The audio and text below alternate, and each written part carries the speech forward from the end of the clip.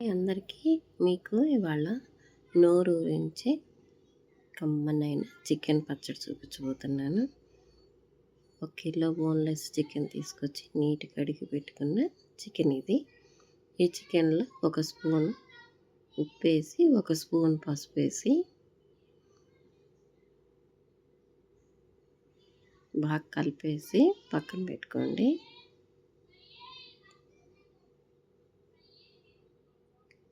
Chicken పక్కన పెట్టుకున్న తర్వాత ఒక కళాయి పెట్టుకుని పొయ్యి మీద కిలో చికెన్కి 30 కిలో నూనె పడుతుంది. నేనైతే శనగ నూనె వాడుతున్నాను. చాలా టేస్టీగా ఉంటుంది పచ్చడి.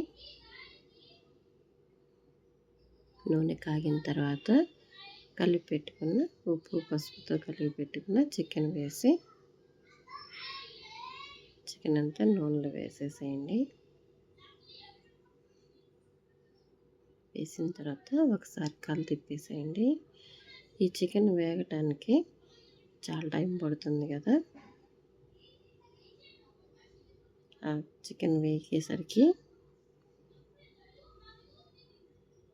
ఒక పక్కన కళాయి తీసుకొని 2 స్పూన్ల ధనియాలు,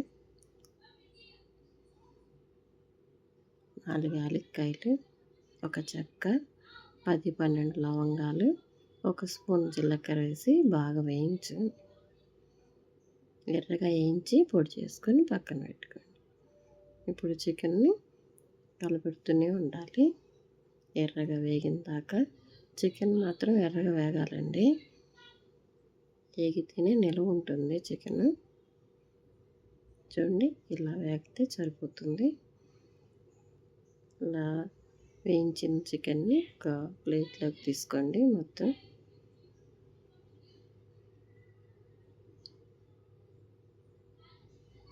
చికెన్ అంతా తీసి పక్కన పెట్టుకున్న తర్వాత అదే కళాయిలో ఫ్రెష్గా నూరుకున్న అల్లం చిన్నులపాయ పేస్ట్ ఒక 2 స్పూన్లు వేసి బాగా వేయించండి.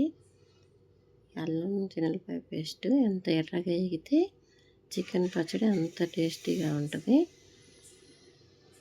బాగా ఎర్రగా వేగనివ్వండి. చూడండి, అలా వేగాలి. వేగిన తర్వాత మనం వేయించి పెట్టుకున్న చికెన్ ముక్కలన్నీ దాంట్లో వేసి కలిపేసేయండి. ఇప్పుడు 3/4 కప్పు వేయండి. కిలో చికెన్కి ధనియాలు, చెక్క, లవంగ పొడి చేసి పెట్టుకున్నాం కదా, ఆ పొడి వేయండి. ఇప్పుడు 1 టేబుల్ స్పూన్ ఆవు పిండి, 1/2 స్పూన్ మెంతి పిండి వేసి బాగా కలు తిప్పేసేయండి.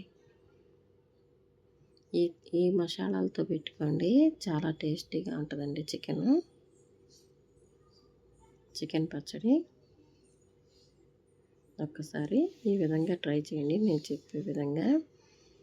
ఇలా కలు తిప్పేసిన తర్వాత 3/4 కప్పు ఉప్పు వేసుకున్నాం కదా, కప్పు నిండా కారం వేయండి.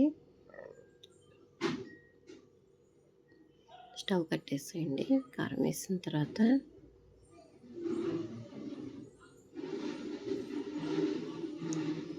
ఇలా బాగా కలయి పెట్టిన తర్వాత పక్కన పెట్టి ఆరబెట్టండి పచ్చడిని. ఇప్పుడు కిలో చికెన్కి 6 నిమ్మకాయలు దాకా పడతాయి. చిన్నవైతే, పెద్దవైతే 3 చాలు. నిమ్మకాయ రసం అంతా చికెన్ పచ్చడిలో పిండేయండి. పచ్చడి ఆరిన తర్వాతే రసం పోయాలి. నిమ్మకాయ రసం పోసేసి బాగా కలిపి పెట్టండి. టేస్టీగా ఉండి చికెన్ పచ్చడి రెడీ అయిపోయింది. నచ్చితే ఒక లైక్ అండి. బాయ్ అండి.